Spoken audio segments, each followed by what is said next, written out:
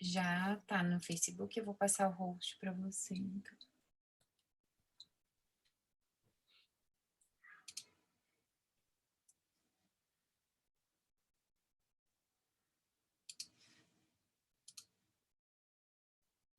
Pronto, você já está como host. Boa tarde a todos. Eu sou a Roberta Santiago, presidente da Associação dos Advogados Trabalhistas do Paraná, e a convite da Escola da Abrat, fui convidada para mediar a nossa live de hoje. O assunto será o contrato de trabalho e a vacinação, e quem falará a respeito dele será o Dr. Manuel Carlos Toledo Filho. Ele é desembargador do Tribunal Regional do Trabalho da 15ª Região, doutor em Direito pela USP e professor da PUC de Campinas. Boa tarde, doutor Manuel Carlos. Agradecemos a sua presença na nossa live e trazer aí o seu profundo conhecimento a respeito desse tema que tem sido muito discutido na nossa área, né? Doutor Manuel Carlos, passo-lhe a palavra. Obrigado, Roberta. Uma boa noite a todos e a todas. Eu principio agradecendo o honroso convite que me foi feito para ministrar essa exposição, e esse agradecimento eu tomo a liberdade de fazê-lo na pessoa do meu querido amigo, advogado e professor, Dr. Otávio Pinto Silva, colega dos tempos de faculdade, né, que já estão aí várias décadas atrás, mas sempre de alguma maneira presentes no nosso relacionamento. O tema contrato de trabalho e vacinação obrigatória por razões mais do que evidentes, ele tem uma atualidade, né, superlativa, e eu vou tentar desenvolvê-lo aqui mais ou menos em 40, 45 minutos, depois me colocando à disposição para eventuais perguntas, né, ou questionamentos. Aqui é o meu roteiro de exposição. Eu começo fazendo uma breve introdução. Na sequência, eu vou falar um pouco do panorama jurídico global, ou seja, de como que isso está sendo visto, ou como que isso está sendo enxergado em outros países, né, na realidade jurídica, na realidade política de outros países.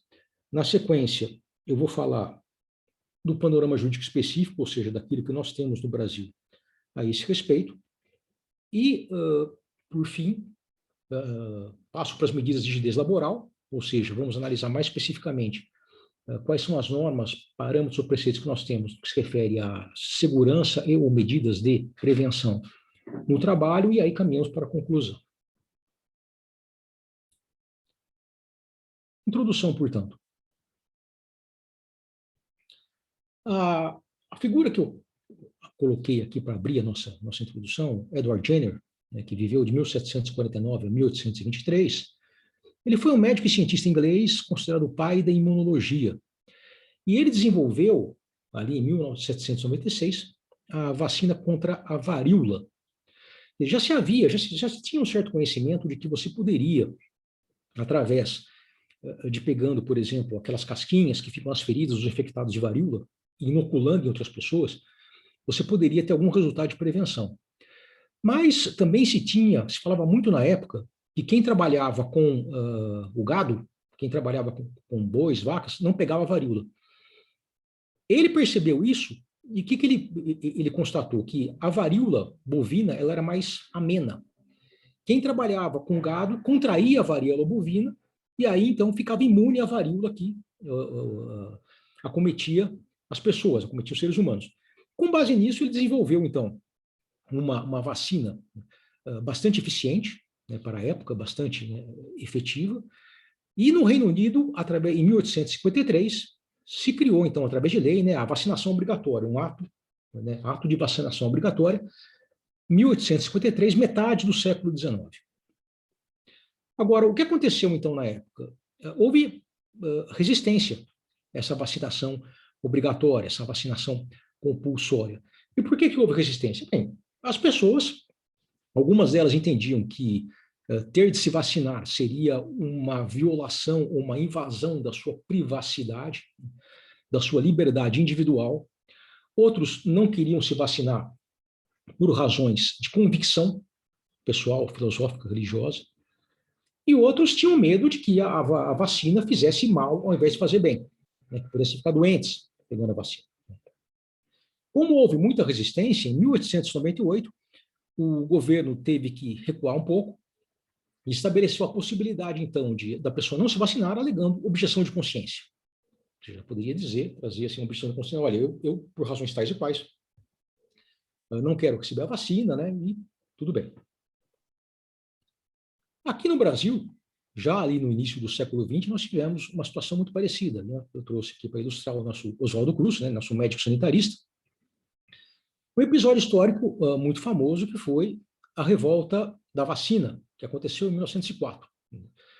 Havia no Rio de Janeiro uma epidemia de varíola, a vacina já estava contra a varíola, como eu comentei, ela já era conhecida, né, há mais de um século, né? E então o governo, com o auxílio de profissionais, entre eles Oswaldo Cruz, buscou implementar uma vacinação compulsória radical, e praticamente vacinando à força. Quer dizer, os inspetores sanitários entravam nas casas das pessoas, né? Eles quiseram fazer realmente a coisa na base de, olha, ou vai ou racha, né? E não deu certo, né? Porque do mesmo jeito que aconteceu no Reino Unido, no século XIX, aqui no Brasil as pessoas também tinham mais ou menos as mesmas objeções, ou os mesmos medos, ou a mesma resistência. Um dos medos que elas tinham, como eu coloquei aí, é o medo de ficar com cara de boi, né? Porque como a vacina tinha essa derivação, né, da vaca, aliás, a palavra vacina tem justamente a ver com o termo em latim que seria derivado da vaca, né? Começaram a ficar com medo de se tomar aquela vacina ficar parecido com a vaca, né? E aí houve revoltas, como está anotado aí, foram 945 prisões, 461 deportados, 110 feridos e 30 mortos em menos de 2 semanas de conflitos, né? E todo mundo saiu perdendo. O governo saiu perdendo porque havia uma certa adesão voluntária à vacinação, um movimento de adesão voluntária, de conscientização voluntária, que ele estava crescendo e a revolta abafou isso, né? E a população ela foi castigada 2 vezes. Ela foi castigada pelo governo, com a repressão que houve, e pela varíola, que se a varíola já estava se expandindo antes, com essa confusão que foi a revolta, aí que ela se expandiu mesmo, né? E morreu um monte de gente. Bom, as coisas daí o governo acabou tendo que voltar atrás mesmo, né? Desistiu de fazer aquela vacinação compulsória. E em 1908, que é poucos anos depois, aí ocorreu um fenômeno curioso, porque em 1908, aqui no Brasil, houve no Rio de Janeiro uma epidemia de varíola pior ainda que aquela de 1904. E aí as pessoas correram para ir se vacinar. Por quê? Porque já tinha se formado uma consciência de que a vacinação era interessante, que a vacinação poderia fazer bem, que ela poderia imunizar efetivamente as pessoas, livrando-as das consequências da varíola. Quer dizer, no caso específico ali do Rio de Janeiro, o que parece que as pessoas aprenderam pela dor. Quer dizer, por conta da experiência que houve antes, elas aprenderam, olha, vacinar, apesar dos pesares, né, vale a pena.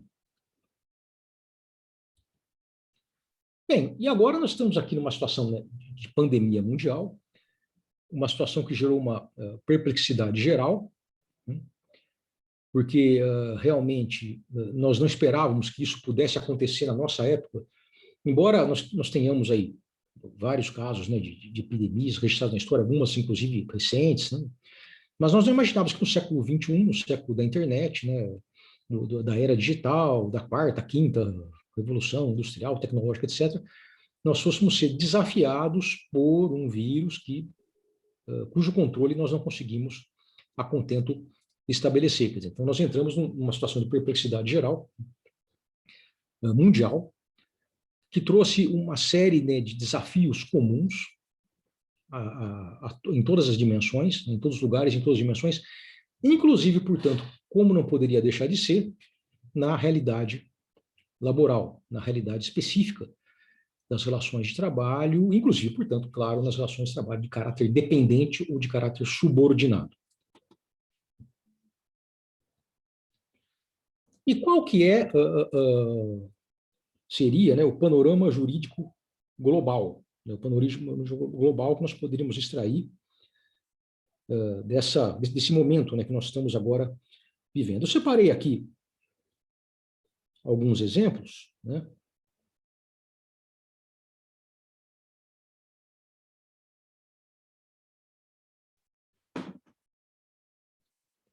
Aqui comecei com trazendo aqui uma fala, né, do ministro da Saúde de Israel, né, Yuli Edelstein, dizendo: ser vacinado é um dever moral, é parte da nossa responsabilidade mútua.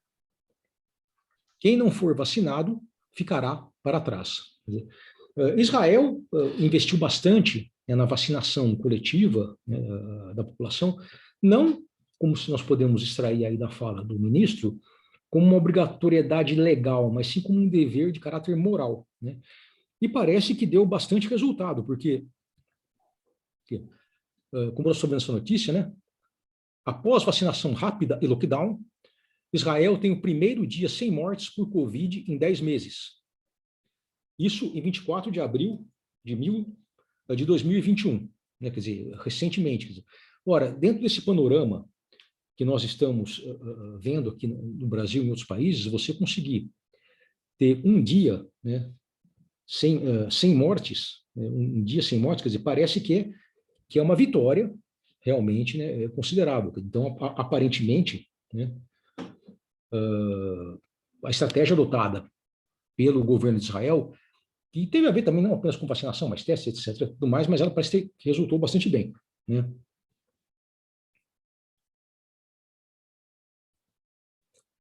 Aqui uma fala do primeiro-ministro da Itália, né, o Mario Draghi, né, dizendo: o governo pretende intervir.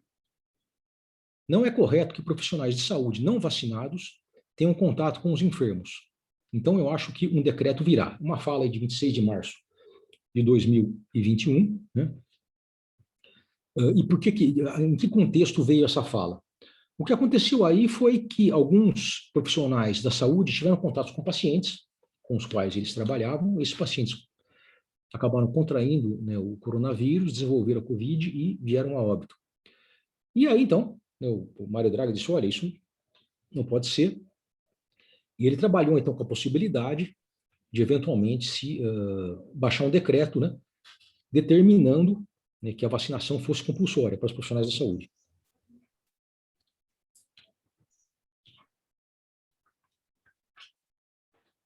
Aqui, uma notícia de 28 de março de 2021,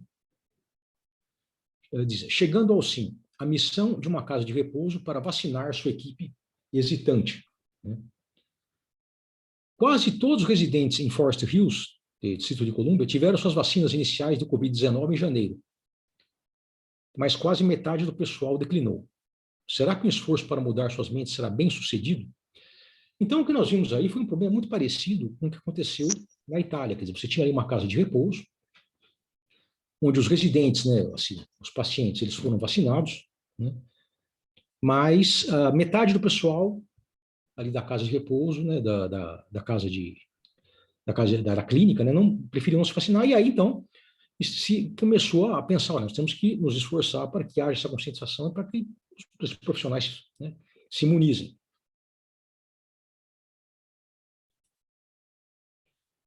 Aqui uma notícia, né, referente ao Reino Unido, né, de março de 2021, algumas empresas britânicas estão planejando dar aos funcionários uma escolha dura esse ano: aceitar a vacina contra o coronavírus ou perder o emprego.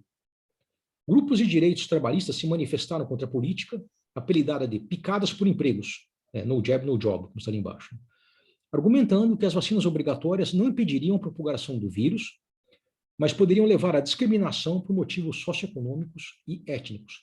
Então, aqui nós já vemos uma abordagem bastante relacionada, diretamente relacionada àquilo que nós pretendemos discutir, ou seja, você pode efetivamente exigir que seus empregados se imunizem, você pode colocá-los, né, diante dessa escolha que parece que estaria se disseminando ali no Reino Unido, né, de que ou você se vacina ou você não tem o emprego. E essa mesma perspectiva, ela aparece em outros lugares também, por exemplo, na Austrália, né, onde já, como os empregadores sinalizando que se não houver a imunização, né, o emprego ficará prejudicado. E, claro, aí então, os sindicatos, os grupos de direitos trabalhistas, acabam se preocupando com uma eventual discriminação, uma eventual pressão, talvez excessiva ou exacerbada, que possa ocorrer em relação aos empregados. Agora, então, entrando no panorama jurídico específico aqui do Brasil, né? Nós temos que analisar, inicialmente, algumas decisões do Supremo Tribunal Federal que ocorreram agora em 17 de dezembro de 2020. Essa está aí no tema 1103 da Repercussão Geral, né? O Tribunal Pleno, cuja ementa vê assim: é constitucional a obrigatoriedade de imunização por meio de vacina que, registrada em órgão de vigilância sanitária, tenha sido incluída no Programa Nacional de Imunizações, ou tenha sua aplicação obrigatória determinada em lei, ou seja objeto de determinação da União, Estado, Distrito Federal ou município, com base em consenso médico-científico. Em tais casos, não se caracteriza a violação à liberdade de consciência e de convicção filosófica dos pais responsáveis, nem tampouco ao poder familiar.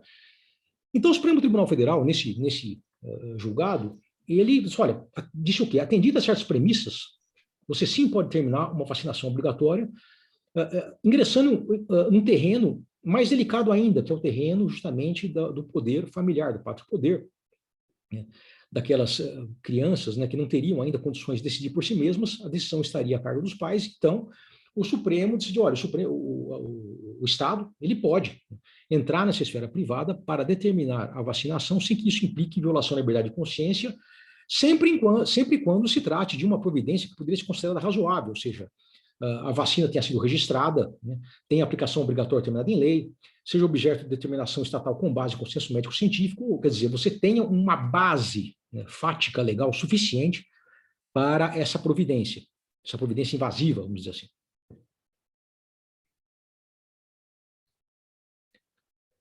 E no que consiste esse Programa Nacional de Imunizações, né, o PNI? Ele está numa lei de meados da década de 70, né, que diz: cabe ao Ministério da Saúde, artigo 3º, cabe ao Ministério da Saúde a elaboração do Programa Nacional de Imunizações, que definirá as vacinações, inclusive as de caráter obrigatório. Daí o parágrafo único. As vacinações obrigatórias serão praticadas de modo sistemático e gratuito pelos órgãos e entidades públicas, bem como pelas entidades privadas, subvencionadas pelos governos federal, estaduais e municipais em todo o território nacional. Então, essa lei ela é de 65, mas a vacinação obrigatória já estava ali um pouco antes, né? Já tinha sido elaborada um pouco antes. Quem tem a minha idade, né? Eu estou com 50 e alguma coisa, né? Quem tem a minha idade sabe, né? Era comum, né? Todo mundo tem aqui já, né, a marquinha no braço, né, da vacinação, né? Que inclusive era tipo um revólver, né? Que, né, atiravam no seu braço, né? Então, o Brasil sempre teve, desde o início da década de 70, uma tradição na questão da vacinação compulsória. Não se trata obrigatória, né? Não se trata propriamente de nenhuma novidade para nós, né? E aqui nós temos a Lei 13.979 de 2020, que é uma lei específica, votada em função ou em relação à pandemia do coronavírus, e determina que, para enfrentamento da emergência de saúde pública de importância internacional de que trata essa lei, as autoridades poderão adotar, no âmbito de suas competências, entre outras, as seguintes medidas: para isolamento, quarentena, determinação de realização compulsória de exames médicos, testes laboratoriais, coletas de amostras clínicas, vacinação e outras medidas profiláticas, ou tratamentos médicos específicos. Então, nós temos um preceito legal recente, específico, que vem em função da pandemia da Covid-19 e que permite a realização compulsória de vacinação. Então, nós não temos nenhum problema de amparo legal direto no que se refere a essa providência. E então o Supremo também, no mesmo dia, né, em 17 de dezembro de 2020, interpretando esses preceitos, ele diz, em algumas ADIs, né, e um agravo recurso extraordinário que foram julgados todos simultaneamente: a vacinação compulsória não significa vacinação forçada, porquanto facultada sempre a recusa do usuário, podendo, contudo, ser implementada por meio de medidas indiretas, as quais compreendem, entre outras, a restrição ao exercício de certas atividades ou à frequência de determinados lugares, desde que previstas em lei ou dela decorrentes, e tenham como base evidências científicas e análises estratégicas pertinentes, venham acompanhadas de ampla informação sobre eficácia e segurança e contraindicações dos imunizantes, respeitem a dignidade humana e os direitos fundamentais das pessoas, atendam aos critérios de razoabilidade e proporcionalidade, sejam as vacinas distribuídas gratuitamente, e 2, tais medidas, com as limitações acima expostas, podem ser implementadas, tanto pela União como pelos estados, Distrito Federal e municípios, respeitadas as respectivas esferas de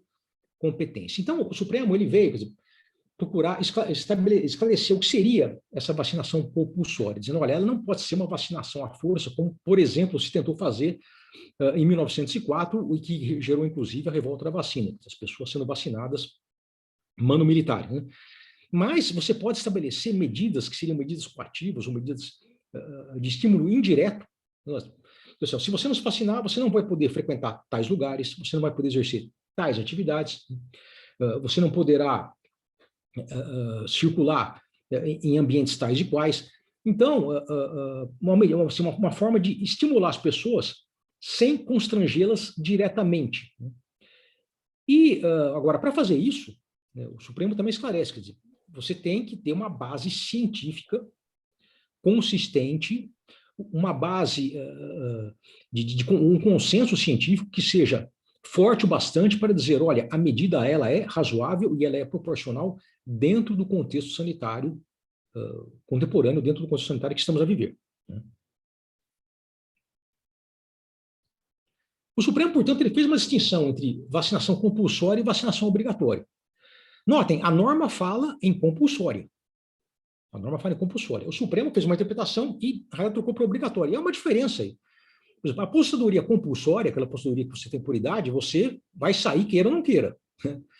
Não vai ter nenhum tipo de... Não vão te dar estímulos para sair, você vai sair. Vão tirar você da sala, vão levar sua cadeira embora, enquanto que, se fosse... Já aposentadoria por tempo de serviço, o Estado que tem a obrigação de te aposentar se você quiser. Então, na realidade, o que o Supremo veio, ele temperando a letra da lei, disse, olha, não se trata de uma medida compulsória, isso é uma medida apenas obrigatória, passível, portanto, de implementação por meios de estímulo indireto, ou meios indiretos de estímulo. Bem, e aí, então, nós vamos entrando já na parte que seria específica da disciplina, da dimensão das relações de trabalho. Nós temos a CLT, tem seu artigo 2º, que diz, considera-se empregador a empresa individual ou coletiva que, assumindo a atividade econômica, admite, assalaria e dirige a prestação pessoal de serviço. Então, o empregador, considerado como empresa individual ou coletiva, ele tem a responsabilidade de dirigir a prestação pessoal de serviço. É uma incumbência, um direito e um dever do empregador. Nós temos aí o que a doutrina qualifica como poder de comando patronal, poder de direção patronal, poder diretivo, que significa, em síntese, poder de organizar a atividade empresarial, poder dirigir a execução do trabalho, o poder de editar regras internas e também o poder de sancionar atos inadequados.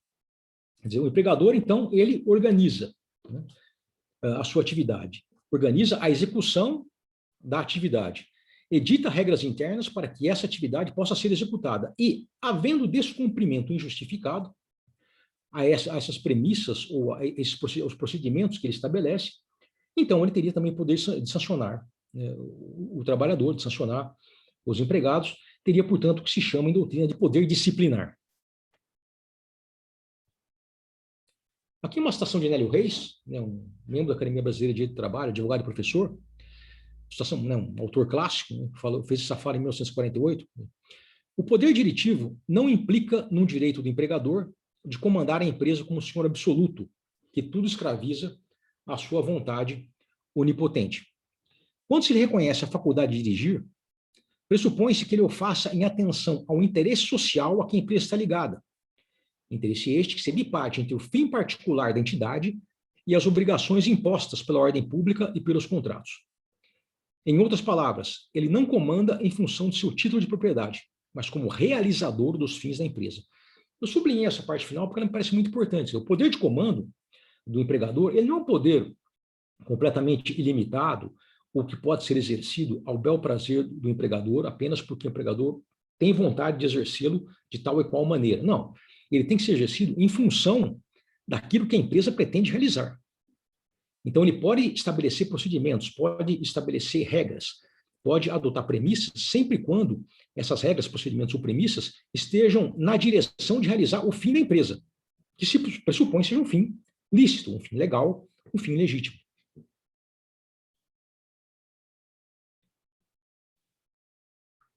poder de comando patronal, portanto, ele tem a ver com o direito e o dever de comandar.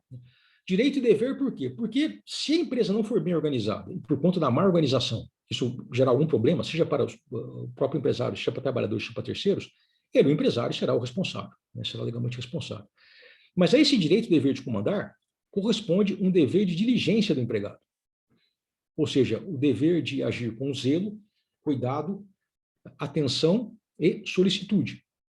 Da mesma maneira, portanto, que o empregador tem a responsabilidade de organizar, o empregado tem o dever ou a responsabilidade de se adaptar, se amoldar ou de seguir essa organização, sempre e quando ela esteja estruturada de uma maneira razoável ou proporcional.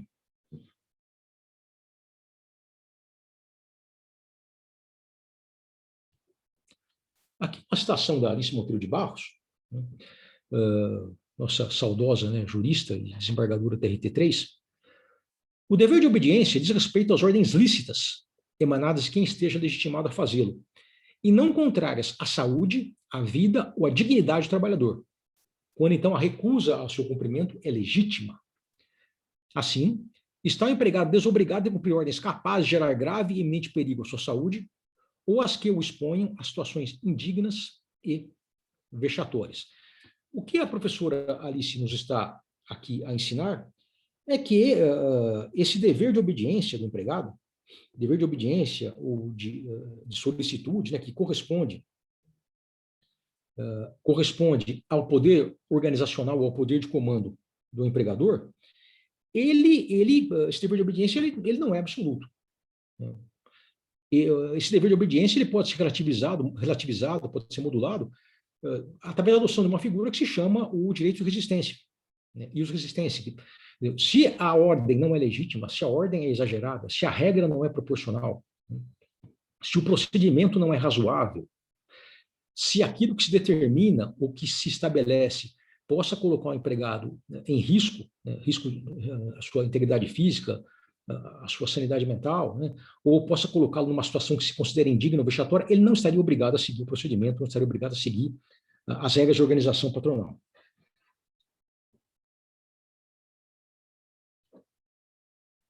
Indo agora para a parte específica, né, que nós chamamos de medidas de rigidez laboral, o primeiro artigo é o 157 da CLT. Né? Cabe às empresas, cumprir e fazer cumprir as normas de segurança e medicina do trabalho. Instruir os empregados, através de ordens de serviço, quanto às precauções a tomar no sentido de evitar acidentes de trabalho ou doenças ocupacionais. Adotar as medidas que lhes sejam determinadas pelo órgão regional competente e facilitar o exercício da fiscalização pela autoridade competente. Então, a CLT é bastante clara, quer dizer, a empresa os empregadores têm que fazer cumprir as normas de segurança e medicina, instruir os empregados nesse mesmo sentido, adotar medidas estatais, facilitar o exercício da fiscalização. Quer dizer, há todo um conjunto que tem que ser observado. Aqui uma citação de um jurista francês, feita lá no século XIX, diz: cumpre ao patrão, né, Marc Sauzet, cumpre ao patrão zelar pela segurança do operário, isto é, deve conservá-lo são e salvo no curso da execução do trabalho que a ele confiou e que o mesmo patrão dirige. Deve a todo momento poder restituí-lo válido, tal como recebeu. Se o operário é ferido ou morre no trabalho, isto se presume ter resultado da falta de cumprimento da aludida obrigação patronal e compete ao patrão justificar-se para se livrar da responsabilidade. O que o Sauzet está nos dizer aí é que, como é o patrão, como é o empregador que organiza o trabalho, como ele é o patrão que dirige a execução do trabalho, como, portanto, é o patrão que tem poder de comando, poder de direção, né? Havendo um problema de segurança, né, ou de rigidez, presume-se que isso ocorreu porque o patrão não organizou bem, ou não fez implementar, não exigiu uma implementação adequada das medidas de segurança. E aí ele teria de responder.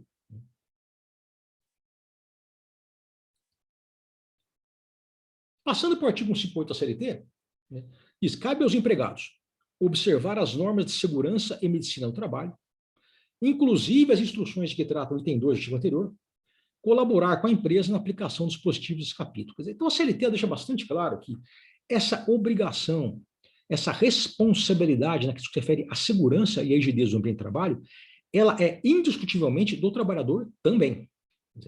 O empregador, ele organiza, mas se a organização estiver adequada, o empregado tem o dever de se ajustar àquela organização e de seguir as regras de procedimento, de obedecer fielmente, com diligência, as regras de segurança no trabalho.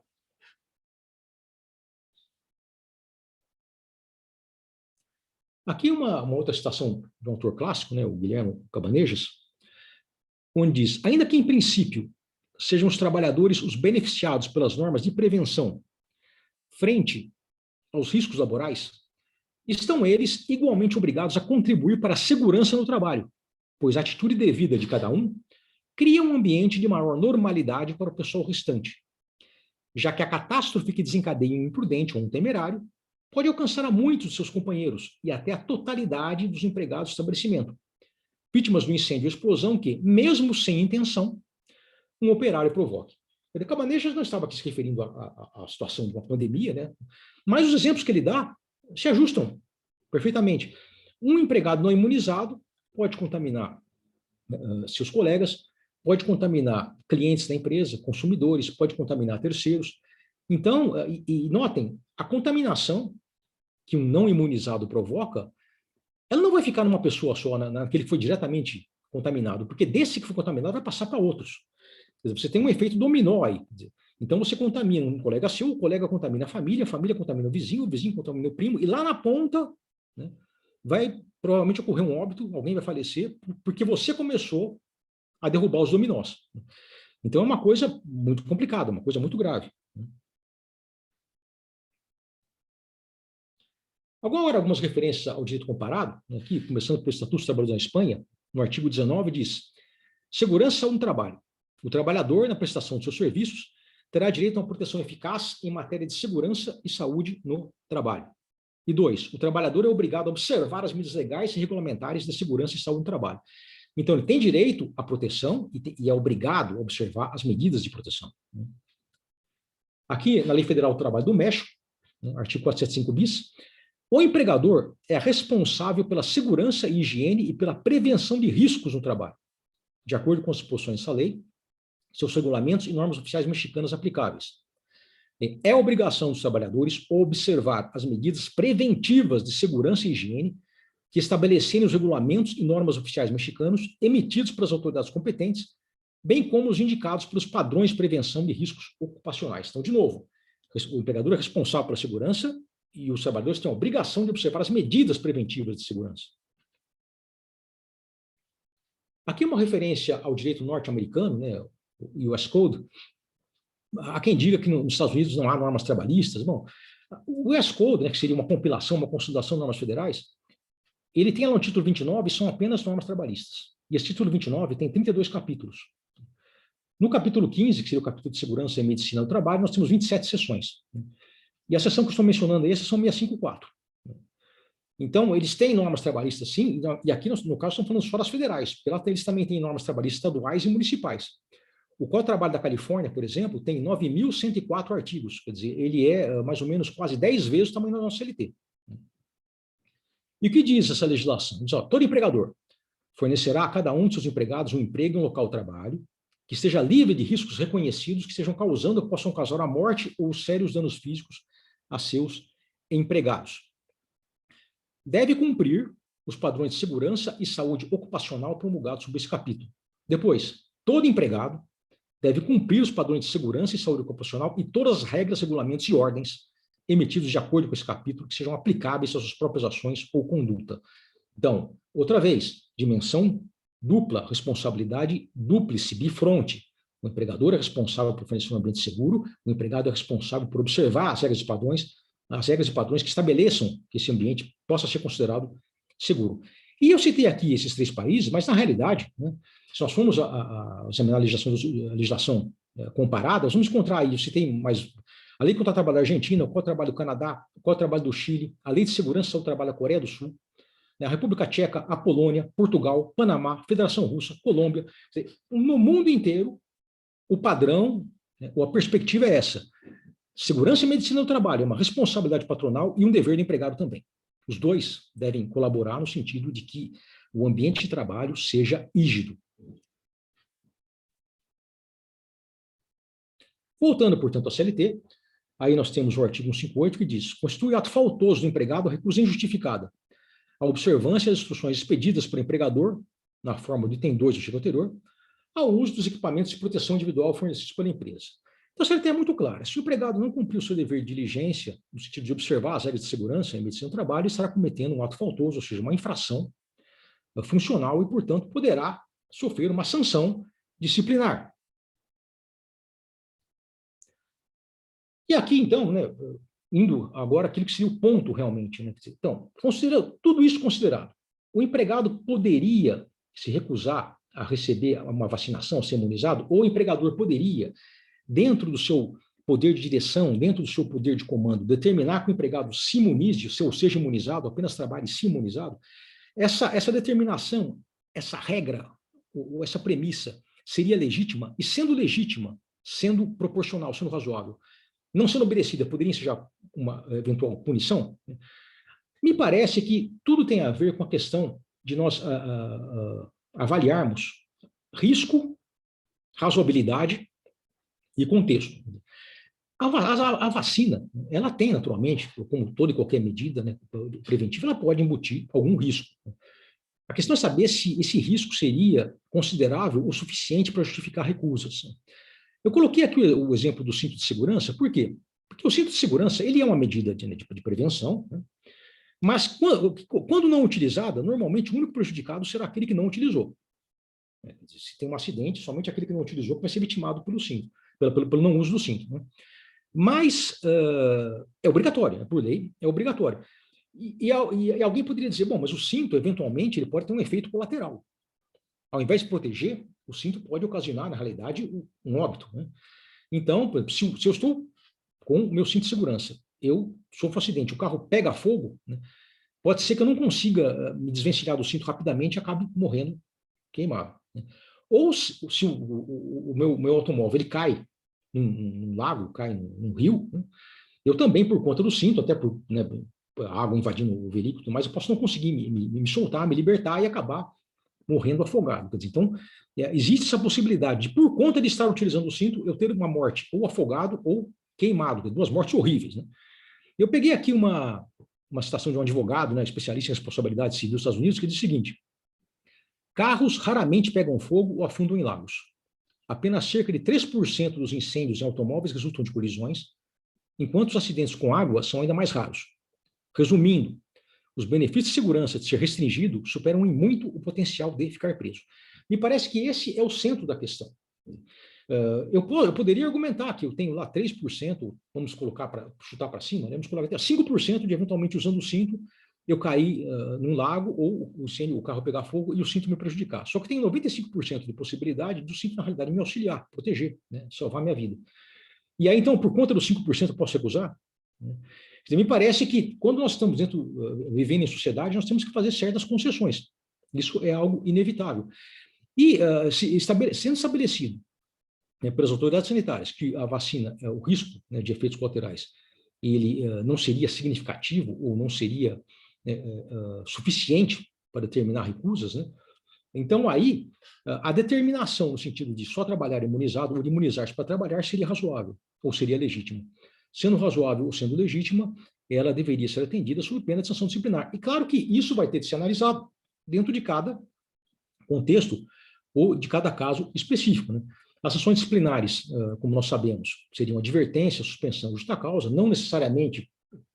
O ideal seria que começasse assim, mas dependendo do contexto, né, a justa causa poderia ser aplicada imediatamente. Essa premissa ela vai ser claramente mais forte em alguns setores, né, notadamente no setor dos profissionais da saúde, porque eles estarão trabalhando com pessoas que, inclusive, não poderiam se imunizar, que seriam seus pacientes, né, que serão, portanto, completamente vulneráveis, e não foi por acaso, portanto, como nós vimos lá no panorama internacional ao início, justamente no que se refere ao setor da saúde, isso tinha gerado alguma polêmica. Né? Aqui, uma decisão recente, né, de 11 de maio de 2021, né, os senhores aqui de São Paulo devem ter visto, né, que foi justamente uma empregada terceirizada, auxiliar de limpeza, um contrato ali de 2019 a 2021, né, quer dizer, pouco mais aí de um ano de contrato, que ela não quis se vacinar, foi dispensada com justa causa e a justiça, né, em primeira instância, né, a sentença em primeira instância, ela considerou que a dispensa teria sido válida, né? Disse a juíza, assim, após cotejo da lei da jurisprudência de uma corte, em conjunto com as orientações do Ministério Público do Trabalho, este juiz entende que a vacinação compulsória é perfeitamente legal, no caso, em apreço, ainda mais por elaborar a autora em ambiente hospitalar, o que a coloca em estado de vulnerabilidade, podendo tanto contagiar os colegas de trabalho e pacientes ou ser contagiada por eles. Saliento que é dever do empregador propiciar condições dignas e decentes aos trabalhadores, observando as normas afetas ao meio ambiente de trabalho, visando sempre a tutela da dignidade, saúde e integridade física e psíquica daqueles que lhes prestam serviços, até hoje que dispõe, daí ela cita, né, para dispositivos de ordenamento, nosso ordenamento positivo. Agora, e se houver uma recusa justificada, né, que também pode perfeitamente acontecer? Quer dizer, o trabalhador, ele pode dizer, olha, eu tenho uma objeção de consciência, a minha religião não permite, né? Nós temos um exemplo na jurisprudência norte-americana, ali no início da década de 70, que foi um exemplo famoso, que foi com o Cassius Clay, né, Muhammad Ali, que não queria ir lutar na guerra do Vietnã porque a sua religião não permitia que ele entrasse em combate naquelas circunstâncias, por conta daquele contexto ali. E a Suprema Corte norte-americana entendeu que se essa objeção fosse consistente, fosse real, ou seja, não fosse apenas uma objeção de ocasião, que não, a pessoa se converteu à religião agora para não ter que ir para a guerra, né? Se aquilo efetivamente fosse sincero, isso deveria ser aceito. Poderia haver outros recursos também. Olha, eu trabalho sozinho, eu trabalho num ambiente onde não tenho contato com mais ninguém, eu não vejo porquê, né? Ou então eu tenho uma condição de saúde, né, que me coloca mais vulnerável para a questão da vacina, por exemplo, as empregadas gestantes, né? Nós vimos aí que certas vacinas podem ocasionar algum tipo de risco mais intenso para as empregadas gestantes, né? Isso tem sido visto, né? Então, havendo uma recusa que possa ser considerada justificada, né, aí como deve proceder o empregador? Bom, aí as alternativas seriam uma adaptação funcional, ou seja, mudar o empregado para um posto, uma situação, né, onde ele estaria menos vulnerável, ou em menor risco, ou em menores condições, inclusive, de eventualmente não apenas ser contaminado, como de contaminar, né? Podemos pensar num afastamento remunerado por algum tempo, né, até que a situação geral estivesse estabilizada. E a última alternativa seria uma despedida sem justa causa, que é uma alternativa complicada. Por quê? Porque se o empregado, se o trabalhador, ele tem uma justificativa para não tomar vacina, uma justificativa válida, que se possa reputar legítima, uma despedida nessas circunstâncias poderia ser considerada discriminatória, poderia ser considerado um ato discriminatório. Então, teria que tomar muito cuidado, né, com esse tipo de providência. E aí, né, a conclusão, né, minha conclusão pessoal é que a adesão ao esforço de imunização coletiva propiciada pela vacinação é de suma e estratégica importância, até porque, afinal, não se trata de proteger apenas o trabalhador imunizado, mas igualmente todo o seu entorno profissional. A vacinação obrigatória é, assim, a um só tempo, uma medida de segurança e de solidariedade, vai além, representa a esperança de que seguiremos nosso rumo, enfrentando e superando esse duro e inusitado aprendizado. Estamos passando por um duro e inusitado aprendizado. A esperança mais consistente que nós temos de superá-lo, no momento, é justamente a vacinação, de sorte que me parece que vacinar-se, como colocado pelo ministro da Saúde de Israel, seria um ato de solidariedade, um dever, se não for legal, quando menos um dever ético, um dever moral. E eu gostaria de encerrar aqui a minha exposição fazendo referência a João Guilherme da Costa Aguiar, um médico que viveu de 1856 a 1889 e que foi vitimado pela febre amarela aqui em Campinas, na minha cidade. Campinas, em 1809, teve uma epidemia de febre amarela, um surto de febre amarela terrível. O símbolo da cidade de Campinas hoje é uma ave fênix, porque Campinas foi a cidade que ressurgiu das cinzas, porque a febre amarela devastou a cidade. Quando a febre amarela chegou aqui, Campinas teve vários surtos, mas esse aí foi pior. Quando a febre amarela chegou em 1879, todos aqueles que tinham condições de sair da cidade, saíram. Campinas tinha 20 e poucos médicos, ficaram apenas 4. Dos 4 que ficaram, João Guilherme da Costa Aguiar foi um deles, um jovem médico.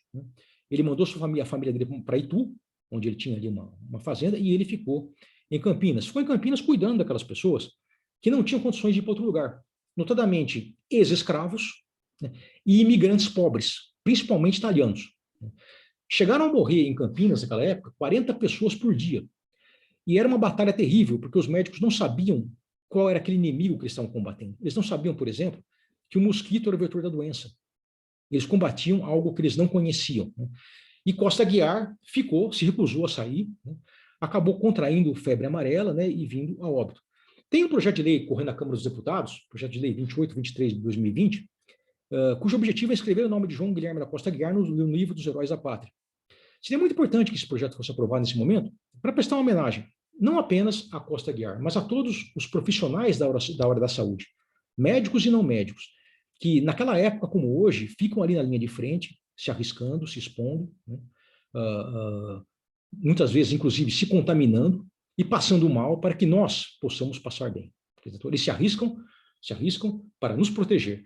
E seria muito importante que esse projeto fosse aprovado para que nós pudéssemos, pelo menos, sinalizar para todas essas pessoas o respeito, né, e a gratidão que nós devemos ter por todos eles nesse momento tão delicado, né? Eu encerro a minha exposição por aqui, né?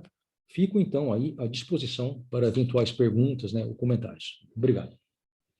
Doutor Manuel Carlos, muito obrigada por esse estudo excelente compartilhado conosco. Fomos realmente agraciados aí com o seu enorme conhecimento e estudo a respeito de um tema recente para nós, né? Doutor, eu tenho algumas perguntas, e em seguida eu vou abrir para ver se tem alguma pergunta no Facebook também, tá? A respeito da decisão da segunda vara de trabalho de São Caetano, o doutor acha que o ato gravoso, né, a falta cometida por essa auxiliar de serviços gerais, ela foi grave o suficiente para ser demitida por justa causa? No caso específico, né, eu não cheguei a analisar todos os detalhes do processo, mas parece que ela já tinha sido advertida antes, já tinham tentado convencê-la de que a vacinação seria necessária e ela estava muito resistente, né, e acabou, então, combinando com o desligamento motivado. Me parece que sempre que nós estivermos falando de profissionais da área da saúde, no caso, vale dizer, era uma profissional que estava na área da saúde, portanto, se arriscando tanto quanto os outros, né, mas que não era propriamente uma profissional da saúde, ela trabalhava no serviço de limpeza, uma pegada terceirizada, inclusive, uma empresa intermediária. Mas todos que estão nesse ambiente, né, merecem todo o nosso respeito, toda a nossa admiração, mas precisamente porque eles vão se sujeitar a uma série de coisas, entre as quais ter, por exemplo, que se vacinar, não é? Porque eles estão em contato com pessoas que são vulneráveis. Quem está no hospital não vai ter condições, quem está ali deitado, né, numa cama, etc., então não vai ter condições de se vacinar, pode até ser perigoso por conta da fragilidade da saúde que a pessoa tem, né? E quem está ali, né, terá então que se imunizar para poder trabalhar naquele ambiente. A questão dos profissionais da saúde realmente é a mais delicada de todas, né? E eu acho que não tem como fugir dessa conclusão. O fundamento dessa sentença foi única e exclusivamente pelo fato dela ter se recusado efetivamente, ela foi advertida antes e após mandada embora por justa causa, porém a única justificativa da fundamentação é que ela não apresentou nenhum atestado médico que a impedisse de receber a vacina, né? O doutor falou que tem outras considerações, não somente uma situação de saúde, né? Religião, outras.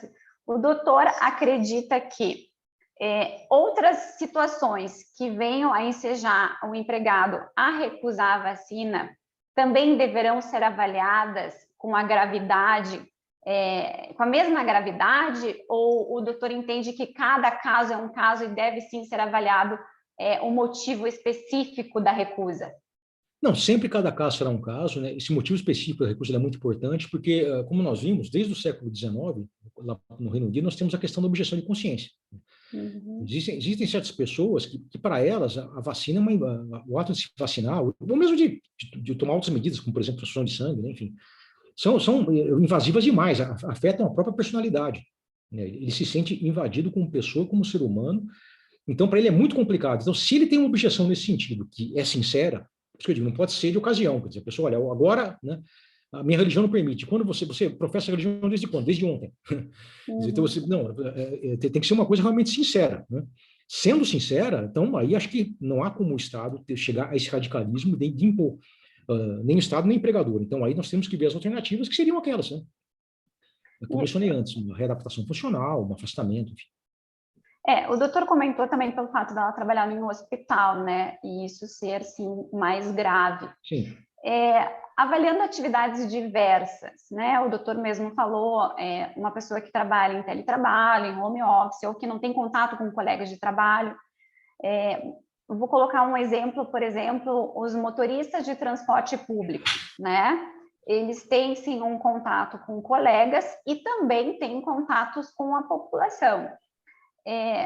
O doutor faria um comparativo semelhante aos profissionais de saúde? Sim. Sim, porque o contato que eles têm com o público geral, ele é rotineiro, intenso, né, permanente. Quer dizer, e aí, quer dizer, a possibilidade que ele tem de eventualmente contaminar alguém ou de ser contaminado acaba sendo grande. E o que mais preocupa nisso tudo, realmente, é o tal do efeito dominó, porque o grande problema do coronavírus não é o índice de letalidade da doença. O grande problema do coronavírus é que ele se espalha muito rápido e muito facilmente. O índice de letalidade dele ficaria em torno de 2%, 1%, alguma coisa, né, nessa linha. Só que ele se espalha muito rápido. Se você contamina muita gente, 1% de muita gente é muita gente também, né? Então, esse que é o problema, né? E aí, então, a melhor forma de combater é evitar a propagação, né? Evitar que ele se propague. E nós temos que ter muito cuidado com isso. Por exemplo, eu cito aqui o exemplo que aconteceu recentemente no Uruguai, um país que eu conheço muito bem. O Uruguai, ele estava vindo muito, ano passado, estava vindo muito bem no combate à pandemia. Eles não tinham praticamente quase nenhuma medida de restrição baixada pelo Estado. A restrição que eles colocavam era voluntária. Então, eles se distanciavam voluntariamente, quem podia ficar em casa, ficava em casa voluntariamente, né? Porque eles tinham uma consciência de que aquilo era necessário. Isso foi durante todo o ano de 2020. Quando chegou no final do ano, e começou a ter a vacinação no Uruguai, né, a população começou a achar que a batalha estava vencida. E também, depois, na sequência, veio Natal, veio o período de férias. Então, eles, como um amigo uruguaio me disse, eles perderam o respeito pelo vírus. E o que aconteceu? O índice de contaminação do Uruguai passou a ser um dos mais altos do planeta. O índice de mortes também, proporcional. Então, bastou que eles abaixassem a guarda por um momento, por coisa de 2 meses, e pronto. Quer dizer, e aí o Estado, né, o governo uruguaio, teve que fazer o que até então nunca tinha feito, por baixar medidas, né, impositivas de fechamento de comércio, de fechamento de escolas, etc., para poder conter aquela expansão. Não tem muito mistério nisso. A questão de não aglomerar, de usar máscara, etc., isso é fundamental para conter essa expansão, conter esse principal problema, né, que é a disseminação rápida. E aí, empregados, trabalhadores que tenham contato com muitas pessoas e, portanto, possam fazer essa disseminação, tudo indica que eles têm que ser vacinados, têm que ser vacinados. Eu acho que a recusa não seria legítima. Perfeito, doutora. A deputada Carla Zambelli, do PSL, ela propôs um projeto de lei de número 149 de 2021, que proíbe a dispensa por justa causa de empregado que não quiser ser vacinado.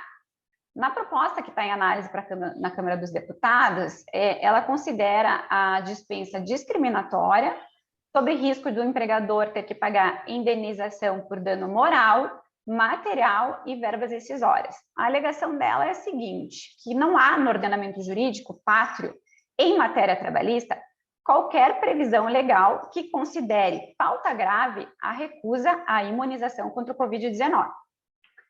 O que o doutor acha a respeito desse projeto de lei e do fundamento dela para requerer? Não, primeiro tem um componente político aí que eu considero deveras interessante, né? Porque é uma medida que viria, em tese, em proteção dos trabalhadores e, portanto, limitando o poder de comando patronal. Nos últimos anos, a gente não tem visto isso, a gente tem visto justamente o contrário, né? Agora, o que acontece? As medidas, previsão legal existe, eu mencionei aí, tanto aquela específica que se refere à possibilidade de vacinação compulsória, se bem que pelo Estado, não pelo empregador, mas enfim, está ali. E o poder de comando patronal no sentido de determinar medidas de higiene e segurança no âmbito laboral. Se a vacinação for considerada um método preventivo seguro, ele valeria como qualquer outro EPI. Uhum. Então, se esse projeto for aprovado, né, aí nós teremos, então, uma realidade legal distinta, que nós teremos que analisar. Mas, ainda assim, situações haverá onde me parece porque na realidade, se você considera, por exemplo, que os trabalhadores de um hospital não necessitam se vacinar, né, e, portanto, seriam potenciais contaminadores de pacientes, aí é o direito à vida que vai estar em questão. E como é que nós vamos trabalhar isso depois, né? Então, é um projeto de lei que, quer dizer, ele tem esse componente político curioso, né? Quer dizer, porque até recentemente, os projetos de lei, desde a reforma trabalhista, eles vinham naquele viés, olha, o empregador tem que ter liberdade, o empregador tem que ter mais prerrogativas, o empregador tem que poder ter mais flexibilidade, o empregador isso, o empregador tudo aquilo, e agora, né, de repente, vem uma medida dizendo que o empregador não pode. Né? Então, embora seja interessante desde uma perspectiva política, dentro do aspecto jurídico, né, eu acho que não há razoabilidade na ideia. Né? Insisto, não vai ser todo empregado que vai ter, que ele pode ter motivos. Né? Só que a ideia geral, a premissa geral não seria essa. E ainda mais com penalidade para o empregador, né? Sem analisar o fato em específico, né, doutor Manuel Carlos? Sim. Doutor, o doutor mesmo abordou o artigo 158 da CLT, né, que deixa claro quais são atos faltosos por parte do empregado. E temos o artigo 482, que fala da justa causa, né? Então, agora vamos conversar sobre o nosso dia a dia, né? Eu como advogado, o doutor como desembargador. Aonde que o doutor enquadraria, no artigo 482, esse ato faltoso pela recusa do Covid? Em qual a linha que o doutor enquadraria? Indisciplina ou insubordinação. Perfeito. Porque insubordinação, normalmente isso vai cair na insubordinação, porque é muito provável que ele receba uma ordem direta. Perfeito. Quer dizer, a vacinação é um ato único, então... As minhas perguntas eu encerrei, doutor, muito obrigada. Vamos ver aqui no Facebook se alguém fez alguma pergunta. Maristela Nascimento. Gostaria de saber se, na opinião do debatedor, o simples fato de alegar religião seria suficiente para ser considerado recusa justificada. Como saber se é sincera?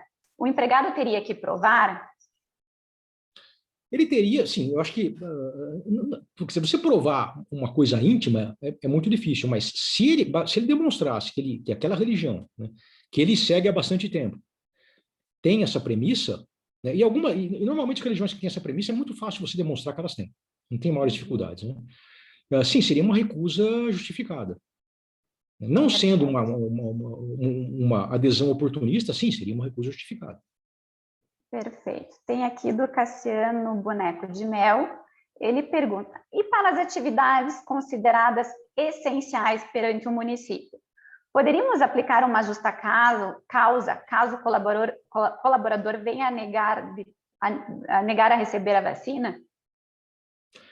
Atividades essenciais? Isso. Atividades essenciais perante o município, se poderia ser aplicada uma justa causa ao empregado que se negar a tomar vacina, que atue nessas atividades essenciais, né? Bem, aí nós temos que ver, porque ela pode ser essencial, mas ela pode não estabelecer um contato com muitas pessoas, um contato permanente, um contato intenso. Pode ser, eventualmente, uma atividade essencial, mas que, como a doutora mesmo colocou, de repente ele está no teletrabalho, né? Apesar de ser essencial. Então, teríamos que verificar a situação concreta. O eixo fundamental me parece o seguinte, quer dizer, qual a possibilidade que ele tem de funcionar como um agente contaminador? Né? Qual a possibilidade ou a dimensão, a perspectiva que ele tem de funcionar como aquele que empurra o dominó? Perfeito. O doutor Otávio Pinto e Silva, ele pergunta, a vacinação obrigatória pode ser inserida no PCMSO?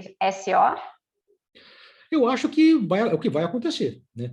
Dependendo de como essa pandemia se desenvolva, porque a perspectiva que nós temos agora é de que essa vacinação que está chegando, né, ela vire uma vacinação para a gripe mesmo, quer dizer, todo ano você tem, só que de um caráter mais compulsório, de um caráter não compulsório, obrigatório, como colocou o Supremo, porque é uma doença que se demonstrou letal, né?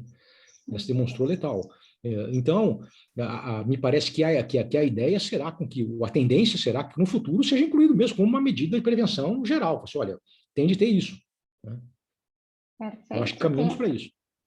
Doutora, temos uma última aqui no nosso chat que fala assim, como conciliar a taxatividade do artigo 482 da CLT, que trata da justa causa, com todos os princípios e fundamentos utilizados para sustentar a obrigatoriedade da vacinação?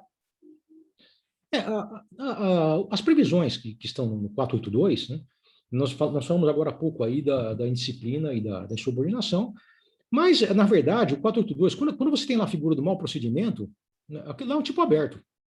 Então, ainda que nós não tivéssemos indisciplina, insubordinação, ainda teria um mau procedimento. Então, amparo legal não tem falta, não. Quer dizer, isso aí é o mais tranquilo, né, de se encontrar. O que realmente é o mais delicado é enquadrar o comportamento específico, a situação específica, naquilo que, e o contexto específico, naquilo que a lei dispõe como medidas de proteção e segurança. Né? Isso sim é o difícil, isso sim tem que ser feito de maneira conscienciosa. Né? Uhum. Perfeito. Doutor, eu acho que encerramos. Não temos mais perguntas. Eu agradeço imensamente a sua disponibilidade, o seu compartilhamento aqui do seu estudo, e foi excelente, muito esclarecedor para todo mundo. É um tema recente, né? E na nossa área, temos debatido muito sobre o assunto, e acho que conseguimos alcançar aqui todas as dúvidas e esclarecimentos em que todos estavam sedentos. Né, doutor? Muito obrigada, doutor Manuel Carlos, agradeço, em nome da ABRAT, em nome da Associação dos Advogados Trabalhistas do Paraná. Tenha uma boa noite, doutor. Eu que agradeço, né? Estamos aí à disposição. Todas as minhas considerações, elas naturalmente, elas são um ponto de partida. O ponto de chegada, nós ainda estamos caminhando para ele, quer dizer, será a sociedade conversando, dialogando, refletindo, que nós poderemos, então, estabelecer algum consenso que nos pareça suficiente. O meu desejo é que conversemos bastante para superarmos esse momento e possamos, então, num futuro não distante, nos reunir todos presencialmente. Né? Muito obrigado, se cuidem todos, né? E muito boa noite, então. Boa noite, doutor Manuel Carlos, muito obrigada. Até logo. Boa noite a todos, tenham todos um bom descanso.